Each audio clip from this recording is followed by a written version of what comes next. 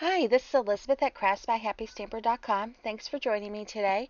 Today I'm sharing this alternate paper pumpkin project. It's for the January 2016 paper pumpkin kit, and this is part of the Stampin' Friends blog hop. So the details and the downloads for this project will be on my blog that you can get in the description. So the January 2016 paper pumpkin is this cute conversations kit, and it's meant to make some pockets and a banner for Valentine's Day. Well, I didn't actually love the banner, so I decided I would make something alternative, and I decided to make a mailbox to carry the pockets in for teacher favors. And in order to do that, you'll need to print off, and then cut out this template that I have as a free download on my blog. And you do not need to be careful about the slope of the curve, but you do want to be careful about the depth of the flags. Okay, so now I'm putting repositionable adhesive on the back of it.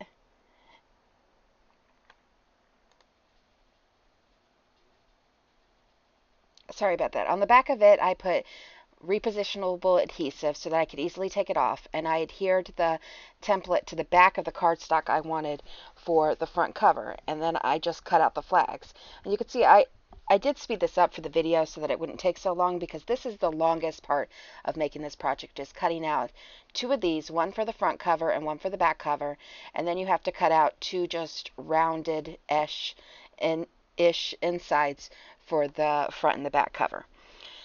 The back cover doesn't actually need an inside, but it does give it more stability because I cut it out of cardstock. So you could see there is the final front cover, and I'm using the scoring blade just to score a straight line across the bottom where that flap was at the bottom. And now I'm doing a second one for the back.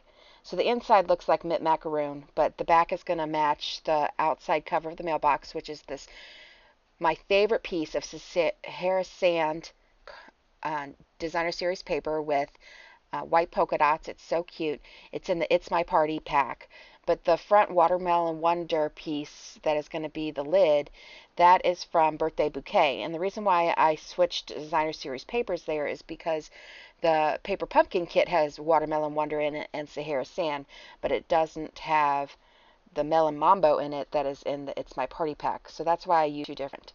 So now I am just cutting off the extra flap because I don't need that for the inside piece, right? And I'm taping it down to a piece of Sahara Sand. This is going to be the inside of the back cover. And then I cut it off, flags included, because you don't need the flags for the inside. And then I did the same thing with a piece of Watermelon Wonder. And that's going to be the inside of the front and the back cover.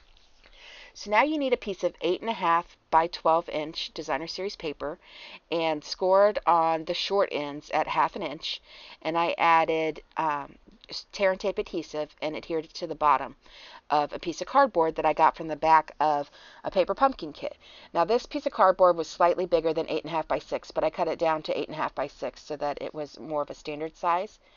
And you can see to make the back cover, you have to fold in all the flaps and put some tear tape adhesive at the bottom flap, inside bottom flap. And then I pushed it down to add a little bit of glue to each of the flaps. This probably would have been easier with tape, but I didn't do tape at first, so I used tear and tape. Then I flipped it on its end so that it was flat against the cutting mat, and I put my mouse inside to hold it still, and then I used my scissors to push all the flaps up and hold them so that they would glue to the inside. Because it's kind of deep, it's a little awkward. But then I added glue to my Sahara Sand inside and put that on inside the paper, the mailbox, and I adhered a piece of mint macaroon designer series paper cut to 8.5 by 6 to the inside, because that coordinates with everything else in the kit. So for the front side, I needed a lid topper. So you could see me taking a piece of 1 inch by 12 inch designer series paper, and I used tape, and I just went around in a circle to adhere it to the outside flaps. And then I took another piece of the same type of designer series paper and added tape to the back, and I carefully added it to the inside. That way you couldn't see the flaps when you opened it. Now, I started with 1 inch by 12 inch, but you really only need 1 inch by 11 inches, and you can take it upon yourself. I just used scissors to clip off the extra. I thought it was the easiest way. So to cover the cardboard bottom, I just used a piece of Sahara sand cardstock cut at slightly smaller than 8.5 by 6. And I think I did it like an 1/8 inch smaller on each side so that it would cover up the cardboard. You could see just a tiny bit of the cardstocks that I wrapped around the bottom, but I don't think that that looks bad at all. I think it actually looks pretty nice. And the rest is just plain Sahara sand. I don't think that the bottom needs to be dressy. But now you can see that I have basically the mailbox done, but the flap kept falling open. I couldn't get it to just stay shut on its own. So later I'll show you how I add a magnet. Now I needed the flag for the mailbox, and I used the file folder framelits and cut a flag out of Watermelon Wonder. And this ended up being 1 inch thick at the base, and I used the Project Life corner punch to round the edges. And you can see here I've got these little magnets that I'll put a link to it on my blog if I can find it, because I'm not they're made by Basic Gray. They're super cute. They're teeny tiny and they're thin, and they stick really well, so they hold the lid closed, which is really nice. That way they won't come popping open when your child takes this to the school. And your child can put anybody's favors in it, but I'm going to put teacher favors in these.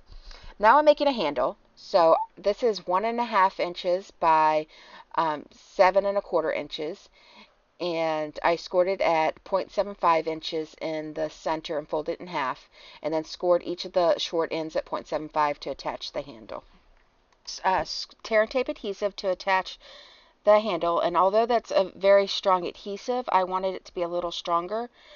So later I attached some large antique brads through the handle and the top of the mailbox in order to make sure it stays completely attached. So now it's time to get to the teacher cards. I decided to use these word bubbles, which you can make by hand, but I used the retired Just Saying framelits, and I stamped the sayings from the Paper Pumpkin stamp set. Like there's love you, there's meh, there's sweet, there's XOXO, there's like several sayings that you can use.